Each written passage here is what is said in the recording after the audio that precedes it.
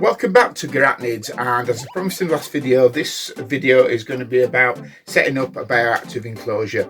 And just before we go any further, I just want to do a bit of a disclaimer, okay? I'm not telling you how you must do it. This is how I do it, and this is how we do it in Garachnids. So there's many variations to this, but I'm just going to show you how I would set up a bioactive enclosure. Just so you know that anything you see today, it's all been got from the Durham Valley Pet Centre, so they sell everything you need to set up a bioactive enclosure, right down to the plants, the substrate, the springtails, etc, etc, even the animals to go in there as well. So yeah, please check them out, and like I say, so everything's come from them tonight. So what we're going to do, we're going to get my wife to come over there, and what I've done is I've just set up a little enclosure with some soil, some well, it's cocoa fibre, and this is going to be the start. I've just put a little log in there, a cork log, just for the spider to hide under. And the first thing we're going to do is just put a plant in. Now, I have been assured by the guys at Durham Valley that this type of plant, it's devil something or other than that. I'm terrible. I'm sure that someone will chime in with what it's called. It's devil something or other. I can't remember its name. Devil's flower or something. It does grow in quite low light levels, so this is one of the reasons I've chose this one for this venture. And the spider we'll be putting in here this evening is one of my tea sturmies, who not so long ago was a tiny baby and has now started growing quite fast. Ooh, yeah. Glare on there, sorry. Big glare with her. Oh, I don't worry about that too much. So yeah, so I think first of all we'll get this plant put in then. So let's get this beast out. I've just been putting it in here just to keep the moisture level high. So I'm just going to squeeze it out of its pot, which it seems to be on. So there's really good root growth there. I make sure that all my plants are really well watered before I move them anywhere, and that just helps with the moving. So I've got an old spoon here, no plastic spoon. I'm just going to dig into the corner of this and drop it in, and we're going to see what it looks like. We'll move it around a bit, see what looks best. That looks quite good actually. I'll show you in a moment. I'll give you a bit of a close-up. Substrate could do with just a bit damper, so I might just add a bit of water to that. Let's have a look. Yeah, I'm liking that. That's looking good.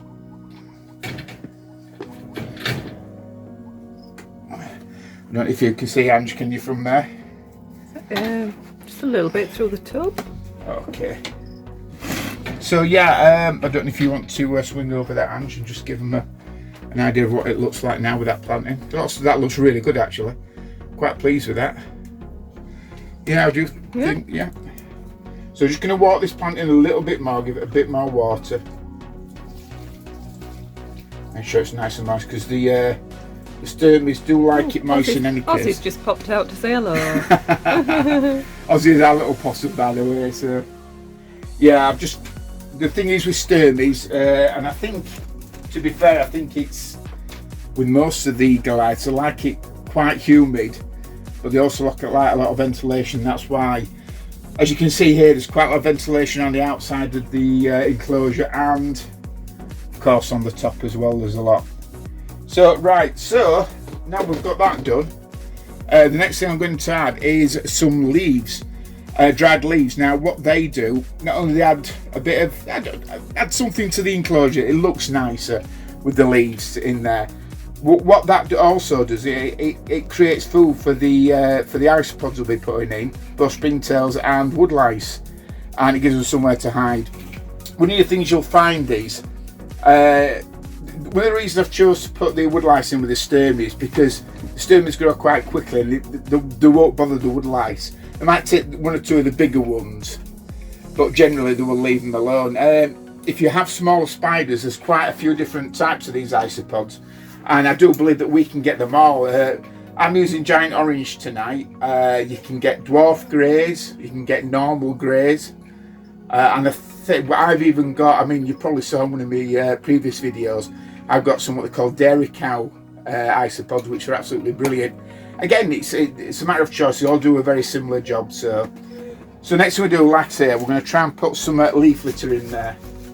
And what I want to do with this is just give it a bit of a scatter around, really. This leaf litter is not what I bought, it's what I actually created myself. Do apologise. There's the guinea pigs here, any rustling, they are, they think they're getting fed. Let's get a bit of a scrunch up. Yeah, so as I was saying, this leaf litter is, many apologies for that. Yeah, the leaf litter is what I've created myself, actually. It's from Safe Trees that grow in my garden.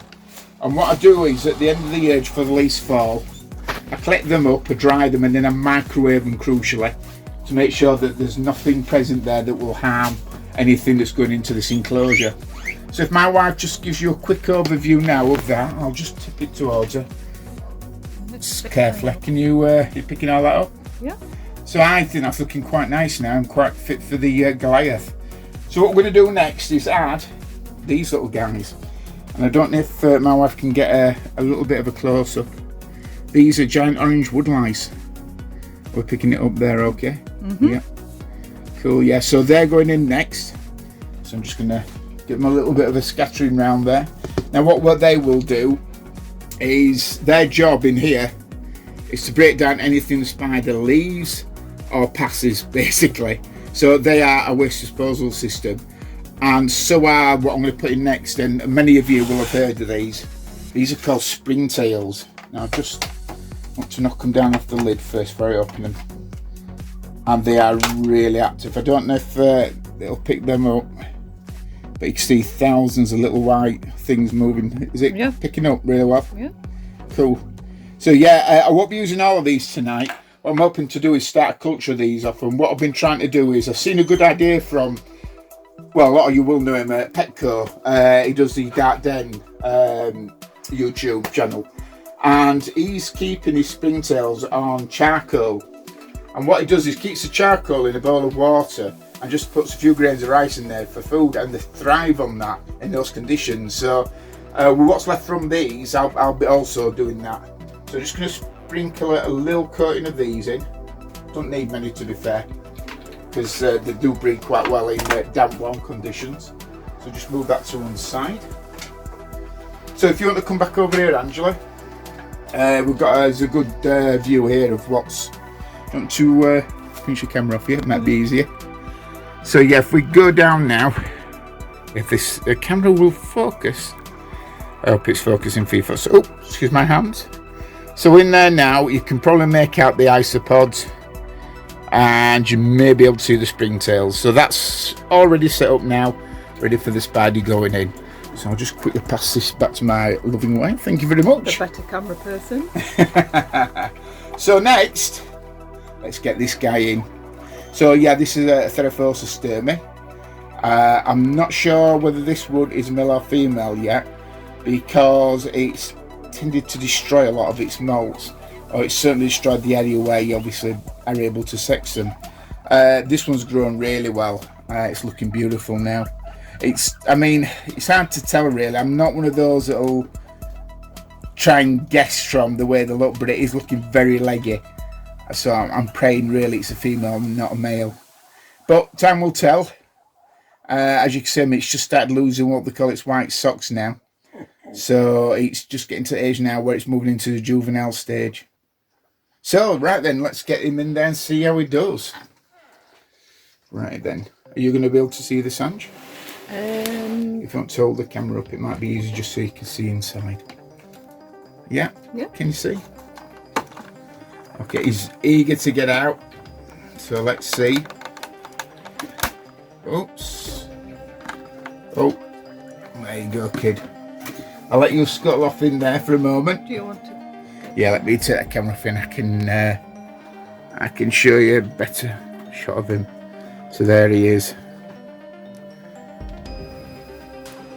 It's very hard to tell if this is in focus. I think that's about it now.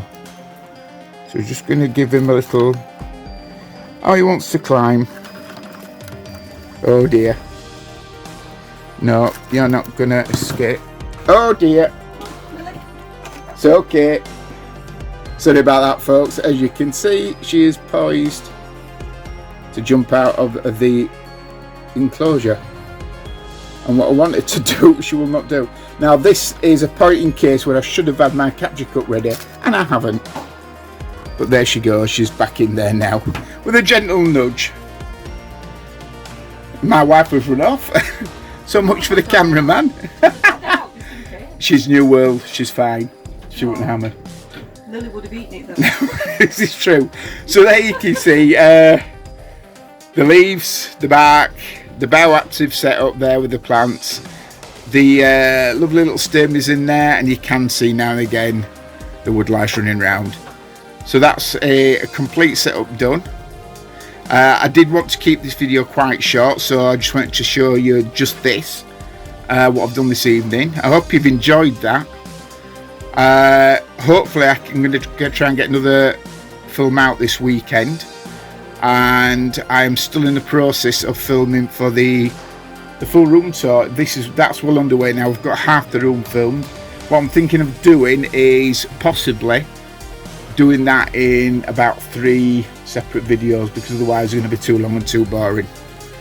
So I hope you've enjoyed that. I'm just going to stick the lid back on here now, because it looks like she's trying to get out again. She's struggling now with it being a little wet. You can just see a woodlouse end just running up at the side of her.